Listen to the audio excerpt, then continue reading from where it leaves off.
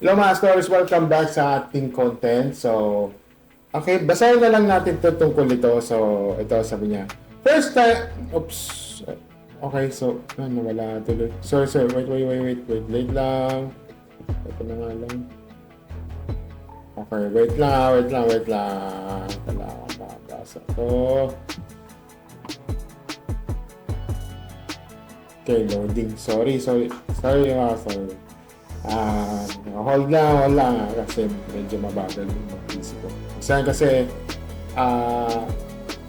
yung napapansin nyo na yung yung ito kasi yung gamit ko sa laptop natin. Medyo na kasi ito, luma na.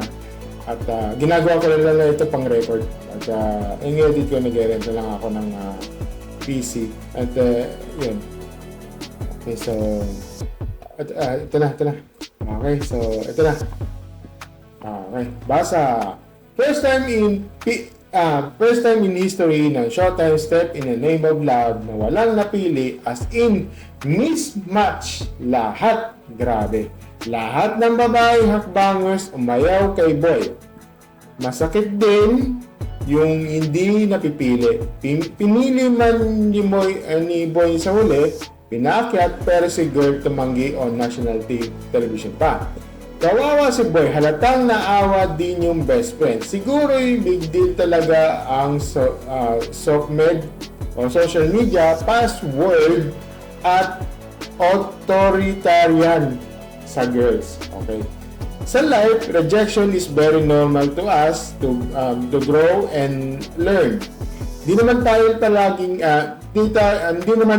laging panalo sa buhay. May times na down, minsan up, but we chose to continue to life to order for us to succeed. Well, para sa akin, hindi na bago sa akin to.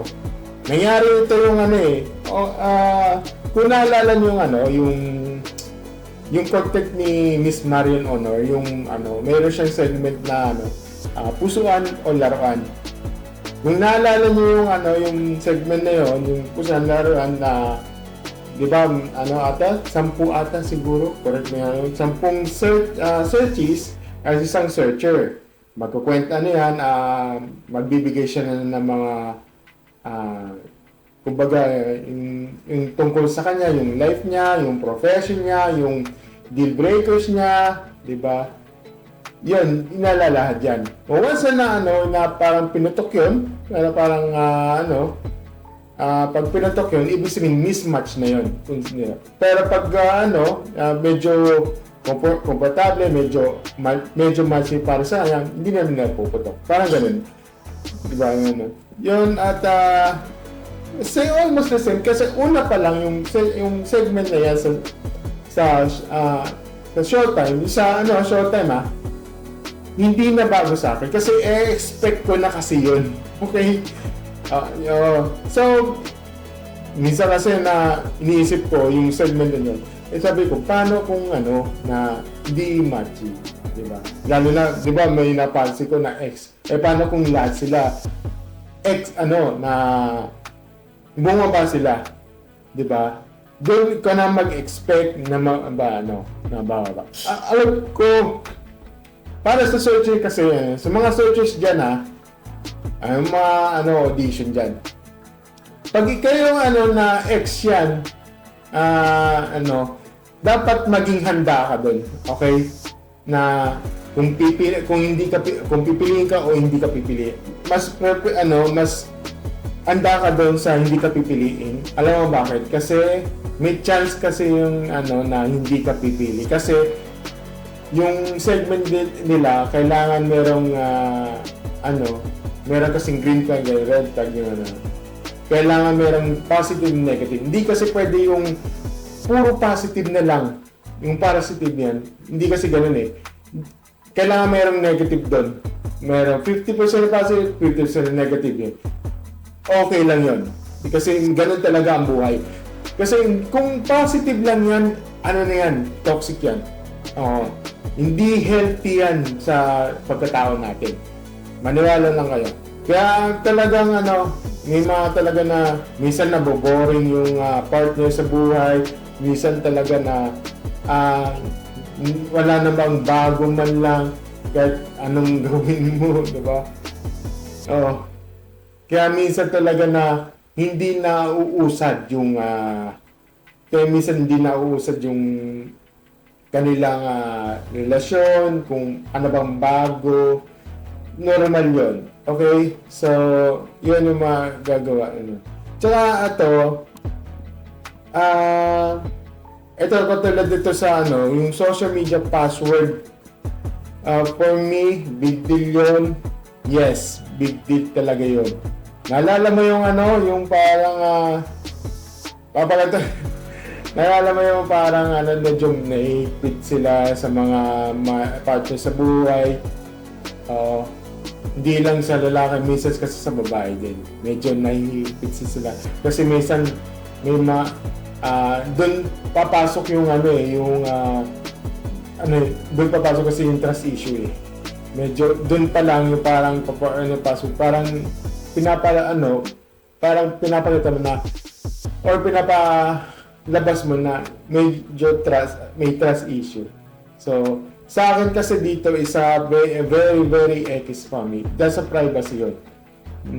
Unang-una, magjowa pa lang kayo, okay? Magjowa pa lang kayo, hindi naman kayo asawa, di ba?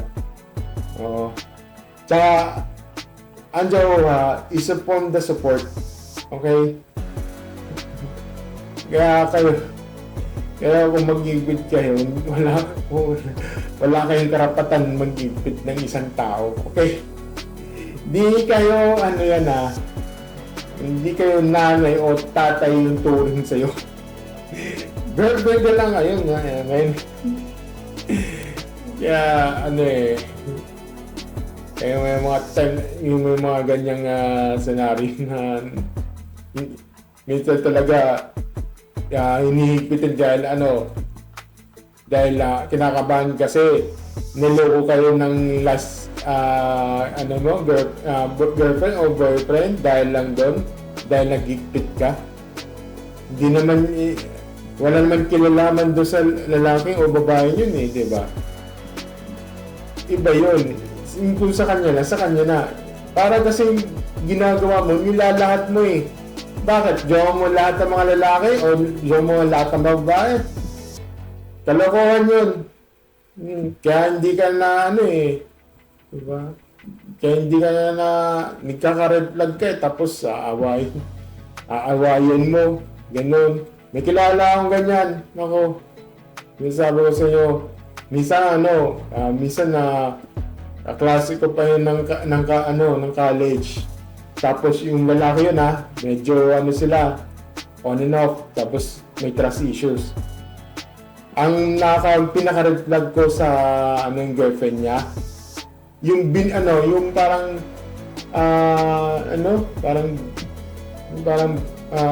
tawag dito na dinura niya ako sa harapan ng sa harapan niya, yung harapan ko, dinura niya ako. Ang bastos yun, men. Ang bastos yun. Sabi ko sa kanya, red flag sa akin yun ayaw ko yung sa babaeng ganun. Kasi, dinuraan niya ako eh. Kasi diba? Yung parang sabihin, inaangasan ko daw. Bastos eh. Napaka-bastos. Kaya, buti na lang, iba na may asawa na, pero hindi siya yun. May bago ng asawa na nagkaroon na siya ng nagkaroon siya bagong girlfriend, tapos yun, nagpakasal na. Pero good for Kaya yung mga ganyan, buti iniwalay na yung ganun. Iniwalay na yung girlfriend na yun. At na-let go na, kasi nakahanap siya ng bago. Which is, yun na may asawa na. Kaya yun. So, kaya ganyan yung mga trust issues yun. Kaya, yun. Talagang may mga ganyan red flag. Yun naman. At saka katulad yan sinabi ko, walang huwag na nabigay ka doon sa type of privacy yan. Kahit mag-girlfriend, hindi ka naman kayo mag-asawa. Ano ka ba? Ano ba kayo, di ba? Di ka nga kayo mag-asawa, tapos feeling nyo, kanya mo kayo. Titigilan nyo ako, hoy. Sabi ko sa'yo. Ilang ako sabi ko, may mamalaz.